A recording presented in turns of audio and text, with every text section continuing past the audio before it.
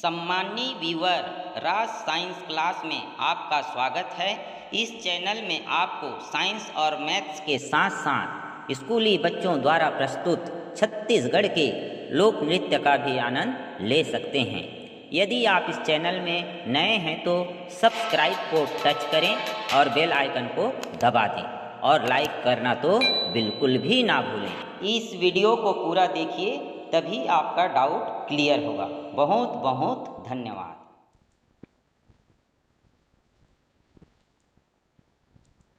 प्यारे बच्चों, आप लोगों को एक चित्र दिखाई दे रहा होगा, अर्थात इसी को कहते हैं अंतःस्रावी ग्रंथि। हिंदी में क्या कहते हैं? अंतःस्रावी ग्रंथि। ग्रंथि को ग्लैंड कहते हैं अंग्रेजी में, और अंतःस्रावी को इंडोसरीन कहते हैं। आप देखिए, इसमें हमारे शरीर में जितने भी हार्मोन्स बनते हैं, कहाँ कहाँ बनते हैं, कौन कौन से हार्मोन्स बनते हैं, कहाँ कौन कौन से ग्रंथि में बनते हैं। यहाँ पर ग्रंथि के नाम दिया गया है हाइपोथैलेमस। हाइपोथैलेमस हमारे शरीर के मस्तिष्क में होता है। ये हाइपोथैलेमस ग्रंथि कहलाता है, जहां से हार्मोन्स रिलीज होते हैं। उसके बाद हमारे मस्तिष्क में ही हाइपोथैलेमस के जस्ट नीचे आपको पिट्यूटरी ग्लैंड दिखाई देगा, जिसको हिंदी में पीयूष ग्रंथि कहते हैं। उसी प्रकार मस्तिष्क में एक पिनियल ग्लैंड भी होता है, पिनियल ग्रंथि कहते हैं। ये 3 ग्लैंड हमारे मस्तिष्क में पाया जाता है।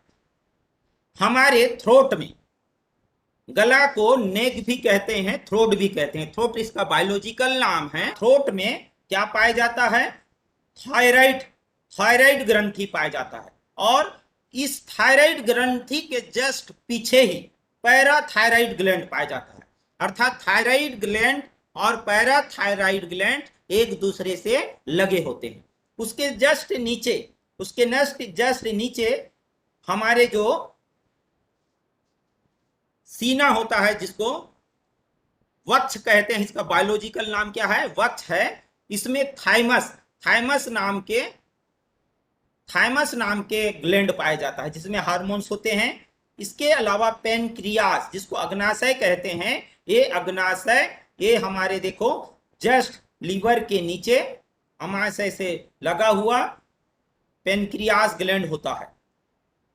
आप ध्यान से देखिए, ये हमारा क्या है? ये वाला भाग, ये वाला भाग हमारा किडनी है। दोनों किडनी के ऊपर में, यहाँ पर एक किडनी तो यहाँ छुपा हुआ है, दोनों किडनी के ऊपर में एक एड्रिनल ग्लैंड होता है।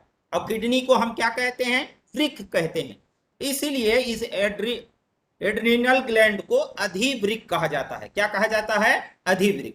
अब उसके नीचे में आते हैं तो महिलाओं में, इसमें महिलाओं में ओवरी पाया जाता है। क्या पाया जाता है? ओवरी। तो 2 ओवरी पाया जाता है, अंडाणु कहते हैं, हिंदी में अंडाणु कहते हैं। इसी प्रकार से पुरुषों में क्या होता है?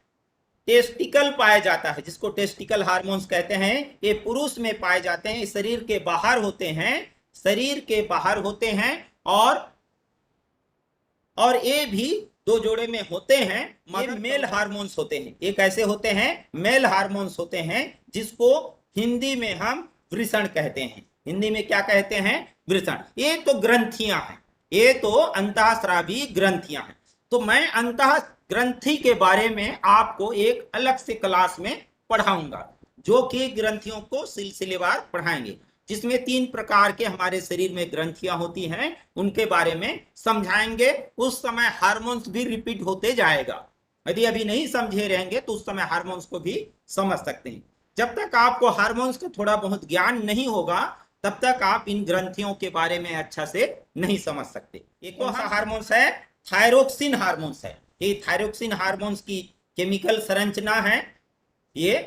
तो ये थायरोक्सिन हार्मोन्स हमारे शरीर में कहाँ पाया जाता है? ये देखिए, ये हमारे शरीर के गला में पाया जाता है। अर्थात ये थायरोक्सिन हार्मोन्स कहाँ से रिलीज होते हैं? थायराइड ग्रंथि से। कौन सी ग्रंथि से रिलीज होते हैं? थायराइड ग्लैंड से। एकदम याद रखिए, थायरोक्सिन हार्मोन्स थायराइड ग्लैंड से रिलीज होते हैं। एकदम याद रखिए, थायराइड ग्लैंड में थायरोक्सिन हार्मोन।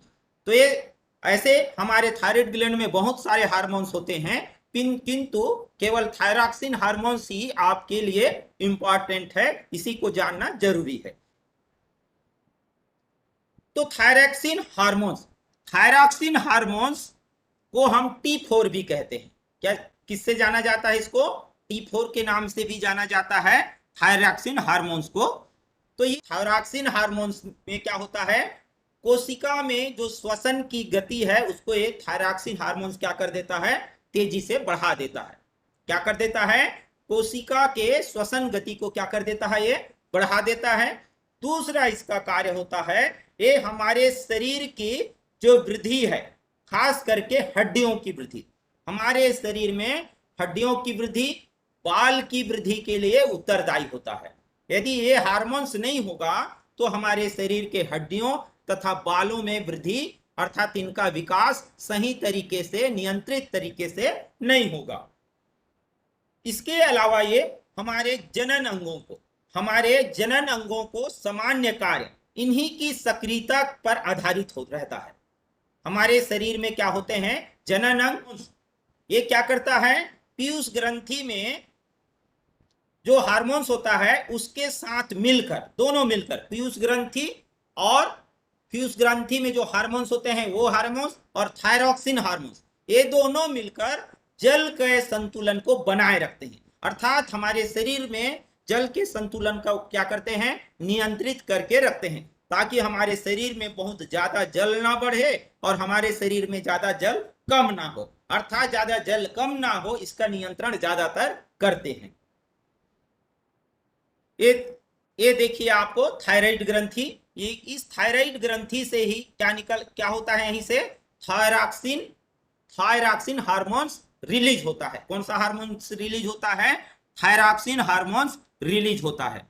इस थायरॉक्सिन हार्मोन्स एक काम और करता है, ये हमारे हृदय की गति अर्थात रक्तचाप, ब्लड प्रेशर को क्या कर देता है, बीपी को कम कर देता है। बीपी को क्या कर देता है, कम कर देता है। और ज्यादातर बीपी आप लोग देखेंगे कि लड़कियों की जो बीपी होती है, महिलाओं का जो बीपी होता है, बीपी कम महिलाओं में ज्यादा होता है पुरुषों की तुलना में। आप देखेंगे पुरुष की तुलना में महिलाएं क्या होती है, कम क्रोधित होती हैं। जबकि लड़कों में जस्ट इसका थोड़ा उल्टा होता है, लड़कों में थोड़ा बीपी ज्यादा होता है। आपके लड़कों थायरॉक्सिन हार्मोन लड़कों में थोड़ा ज्यादा रिलीज होता है, जिसके कारण से उसमें बीपी की क्या होता है, उसमें लड़कों में ज्यादा बढ़ता है। लड़कियों की अपेक्षा अर्थात महिलाओं की अपेक्षा पुरुषों में बीपी बढ़ने की समस्या ज्यादा है। और इसलिए देखना, महिलाओं के अपेक्षा पुरुष जल्दी क्रोधित होते हैं, गुस्सा जल्दी हो जाते हैं। और आप याद रखना, यदि थायरॉक्सिन हार्मोन्स रिलीज हो गया है पुरुष में, यदि वो बहुत क्रोधित है और यदि किसी को वो चाटा मारे तो बहुत जोर से पड़ता है, क्योंकि थायरॉक्सिन हार्मोन्स ज्यादा रिलीज होने के कारण उनमें एक अलग तरह की ऊर्जा उत्पन्न हो जाता है, जिसके कारण हमारी जो शक्ति है ना, थोड़ा ज्यादा बढ़ जाती है। अब देखो, यही थायरॉक्सिन हार्मोन्स के कारण, इसी थायरॉक्सिन हार्मोन्स के कारण अर्थात इसी थायराइड ग्रंथि के कारण लड़कों और लड़कियों के आवाज में परिवर्तन होता है। आप लोग देखना कि लड़कों के गले में ये जो थायराइड ग्लैंड है थोड़ा सामने की ओर उभरा हुआ है। क्या उभरा हुआ है? सामने की ओर उभरा हुआ है, जिसके कारण अंदर की जो स्वर नली है वो ज्यादा खुला हुआ है। कैसा खुला हुआ है? ज्यादा खुला हुआ है। और ज्यादा खुला होने के कारण लड़कों की आवाज, पुरुषों की आवाज कैसा होता है? भारी होता है। जबकि जो लड़कियों के जो गला को आप देखेंगे तो लड़कों के जैसा ये थायराइड ग्रंथि सामने की ओर उभरा हुआ नहीं रहता है। अर्थात ये गले के सपाट में, गले के साथ ही रहता है अंदर की ओर, जिसके कारण से इसके जो स्वर नली है वो क्या होता है? थोड़ा पतला होता है, जिसके कारण उनकी आवाज लड़कियों की आवाज सुरीली एवं मीठी होती है। थायरॉक्सिन जो हार्मोन्स होता है, ये थायरॉक्सिन हार्मोन्स कभी कभी हमारे शरीर को क्या कर देता है? दिक्कत में भी डाल सकता है। देखो, थायरॉक्सिन हार्मोन्स यदि इस थायरॉक्सिन हार्मोन्स की क्या हो जाए, कमी हो जाए, यदि हमारे शरीर में जितना हमारे शरीर को थायरॉक्सिन हार्मोन्स रिलीज होना चाहिए, जितनी की जरूरत होनी चाहिए, उससे यदि हमारे शरीर में कम थायरॉक्सिन हार्मोन्स रिलीज हो तो हमारे खास करके बच्चों में एक क्रिटिनिज्म, बच्चों में क्या होता है, क्रिटिनिज्म, जिसे जड़ मानवता कहते हैं। क्या कहते हैं? जड़ मानवता नामक रोग होता है। क्या होता है? जड़ मानवता नामक रोग जो होता है, जिसके कारण बच्चों की मानसिक और शारीरिक विकास सही तरीके से नहीं होता है। आप लोग देखेंगे समाज में बहुत सारे ऐसे बच्चे हैं जो या तो बौने हो जाते हैं या तो उनकी मानसिक स्थिति बचपना से ठीक नहीं रहता है। तो ये क्या है, थायरॉक्सिन हार्मोन्स को की सही तरीके से रिलीज नहीं होने के कारण होता है। इसके अलावा एक और बीमारी होता है जिसको कहते हैं मिक्सीडमा। क्या कहते हैं? मिक्सीडमा। यह रोग युवा अवस्था में होता है। कौन सी अवस्था में होता है? युवा अवस्था में। यह रोग हमारे शरीर की उपापचय, पाचन भली भांति नहीं होने के कारण, हमारे शरीर में पाचन की क्रिया सही तरीके से नहीं होने के कारण हृदय की जो धड़कन है अर्थात जो रक्तचाप है वो कम हो जाता है, अर्थात बीपी लो हो जाता है। तो बीपी लो होने के कारण अर्थात थायरॉक्सिन हार्मोन्स में मैं पहले भी बताया हूं कि बीपी क्या हो जाता है, थोड़ा कम हो जाता है। यदि थायरॉक्सिन हार्मोन्स कम रिलीज हो तो बीपी क्या हो जाता है, कम हो जाता है। और ये समस्याएं ज्यादा महिलाओं में देखा जाता है पुरुषों की तुलना में।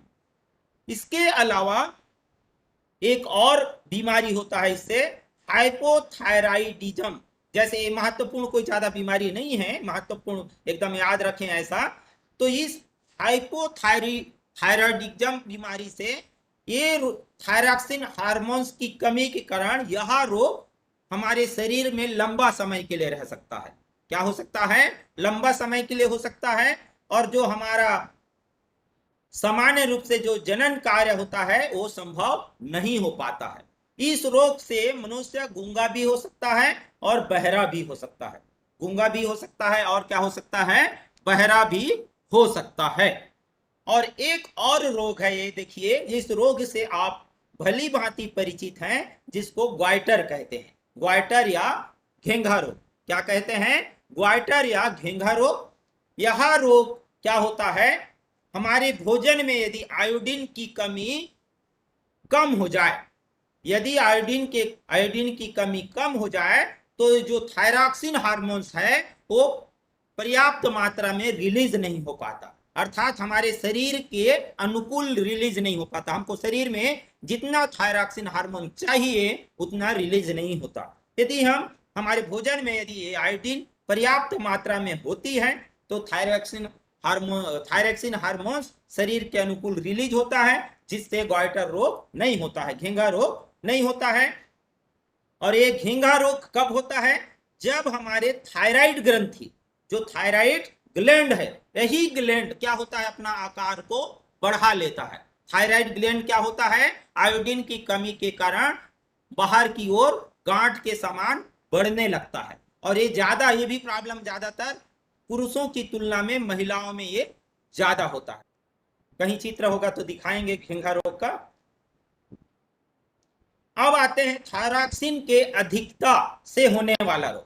यदि हमारे शरीर में थायरॉक्सिन हार्मोन्स ज्यादा मात्रा में रिलीज हो, क्या हो, ज्यादा मात्रा में रिलीज होता है, तो हमारे शरीर में एक टॉनिक्स ग्वाइटर नामक रोग होता है। इसको टॉक्सिक ग्वाइटर भी कहते हैं, या टॉनिक्स गलत लिख दिया है, टॉक्सिक ग्वाइटर कहते हैं। क्या कहते हैं? टॉक्सिक ग्वाइटर रिलीज होता है। अब ये ज्यादा मात्रा में रिलीज हो रहा है, आपको याद होगा थायरॉक्सिन हार्मोन्स कम मात्रा में रिलीज होने से बीपी क्या होता था, कम होता था।